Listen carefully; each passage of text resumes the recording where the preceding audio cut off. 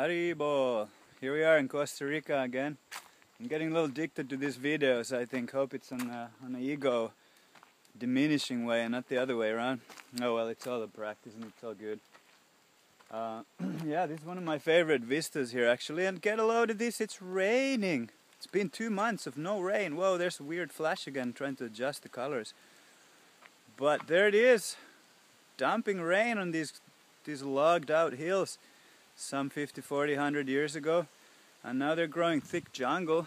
I mean, Madhuvan here, we're trying to protect this jungle. There's downtown Madhuvan, small little village where I came from, where we practice this Bhakti Yoga. Devotional service to the Supreme Personality of Godhead. I wanted to talk a little bit what we just finished talking, share a little bit with you. Hopefully this phone won't get soaked now. I'll just hold that. Headphone jack. Okay, that should be good. A little bit about, people often think that I'm part of a cult. And a lot of people are worried about cults and how gurus take their money. And let me assure you, this is far from what that kind of cults are. This is a cult, yes, admittedly. But cult doesn't always have to have a negative connotation. And in my opinion, this is the most beautiful cult known to man. This is the most beautiful cult in a sense that this has the most beautiful purpose. Most beautiful purpose is to recognize the unity. To recognize the unity and to worship it. Oh my goodness, Haribo! This feels amazing. Ho ho, and it is raining. Oh, what a time, what a time. In Costa Rica, last time it was raining flowers. In 2 months only flowers. So about cults, a lot of people have asked me, do you have to pay to be there? Do I have to pay? No, I don't have to pay. It's the straight answer. No, I don't have to pay. Nobody asked me to pay. I was asked a donation. And for that, you might think, oh, well, donation equals payment. He was asked to pay. Hey, the cults are getting him. He's paying money to be in somewhere for the guru. Yeah, who's the guru? What's going on there? Well, what's going on here is something most humble, most noble, most beautiful. And what we're working towards is improving ourselves. Yes, with the guidance. But you have to understand something about having a guru. It's something of a matter of a heart. It is not a matter of you going out on a spiritual search, say in India. Most people go to India trying to find themselves. And this is perfect, it's beautiful. I mean, you're already asking questions of a deeper nature, and what could be more beautiful than delving deep into the nature of human existence? Who am I? What is the purpose of my life? What is the purpose of anyone's life? And if you look at it on a mere scientific way, as our modern Western, 200-year-old science would look at. I mean, materialistically looking at this on a secular level, what is the purpose of my life? Well, just to be happy, or just to enjoy life. I mean, yeah, we're all here to enjoy, I don't deny that. This Bhakti tradition doesn't deny that either. We're here to enjoy. Okay, well, we are here to enjoy. But what is enjoyment? What is enjoyment if it can't involve giving? What is enjoyment if you can't reciprocate? So, if we can agree with that, then can we also agree that we need somebody to reciprocate our love, our enjoyment with? I mean, I've sat a whole long hours on a helm on my sailboat, and I've wished probably half of those long hours that I would have had company.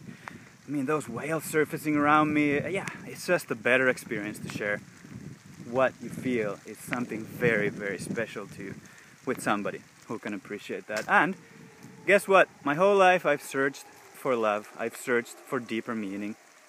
Since I can remember. I was 16 when I took off traveling first in my life. And since then I haven't stopped. It's been a search. And finally I've recognized what the search is for. And that's another long story. But to keep this a little shorter, we want to reciprocate this happiness that we all search when we find some happiness. And most people find partners, as have I, many, in the past. And I've shared wonderful times with people, but there's always been that feeling that I have a lot of love to give. I have a lot of love that for some way or another cannot be received in a way that I want to give. And also, I've had a hard time finding out what that love is. What is that love? How am I to love? Who am I to love? And if you don't really know how to love, then you can't fully be happy. And how to love is a trivial matter. How to love is something that I think most people need to learn. I need to learn more how to love. And that's what I'm learning. That's what this bhakti is all about.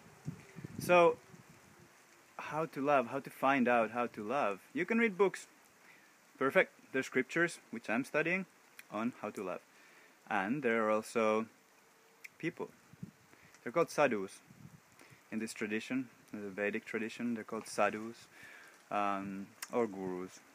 I mean, gurus, upon one acknowledging that one will take one will take something from somebody. So then that'll render a person who is reciprocating this love to you a guru. You have recognized somebody as that transcender. So I have selected one. I got called to this, and this is another long story which I'll share with you later. And here I am. This person who I've chosen as my teacher. And I've only chosen a teacher on a surface level. I have not gotten initiated into a tradition yet. And this is another path that's entirely open and entirely there. But this is a process that is written in the scripture to be also reciprocal. You need to know when. You need to know how. There are ways to tell who's a qualified guru, who's a qualified spiritual master, who's a qualified student as well. So whether I'm qualified, I don't know. That's not up to me. So that's where I'm at the moment. But because I know the legitimacy of a teacher that I choose to follow, listen, and share my heart with, there's been a plethora of fantastic experiences on how my heart has found, not only through dreams, not only through amazing clairvoyant sort of experiences where I found a heart connection, and I found fantastic things. I'm thinking of something and boom, there's a book in front of me telling just what I'm thinking of, written by this person who I'm choosing to follow. So to me, these signs have shown that there's something to this thing we call in Sanskrit parampara. Parampara means a disciplic chain. And this disciplic chain of this tradition that I'm choosing to follow, Gaudiya Vaishnavism, dates 5,000 years back to ancient India, where Krishna himself incarnated as a Govinda, a blue boy playing flute, the most beautiful color of the most mystical dimension. And there, the wisdom has trickled down all the way to this day, to this place, here, now, to me. And I feel blessed for that. So I know I'm not a part of a cult. I know I'm part of something way deeper and way more beautiful than what I can even comprehend, to tell you the truth. I'm here and I'm baffled, I'm humbled, and I drop on the ground in awe and reverence to what I have here to hold. And tears of joy are flowing through my heart when I'm chanting. So that to me is a sign of, yeah, some might say sentimentality, but when there's a scriptural evidence to show that those feelings are there, due to actions and due to, above all and beyond all, mercy. This is not a thing that you can do alone, and this is the number one reason why ego-facing traditions are there for. To bring you to a level where you recognize you are not in control, you are not in charge. And from that platform you can start to build the other ego, the eternal ego, the true you. So, the rains bring out some good things. Hey, so there it was. It was a rain shower of about 9 minutes. So I'm hoping you enjoyed that with me, because I sure enjoyed that. I sure enjoyed sharing this with you. I just heard Haribo! And there's another rain enjoyer. There's another Brahmachari, actually called Brahma. And he's hollering, so I'd better go. Bye, till next time. Hare Krishna.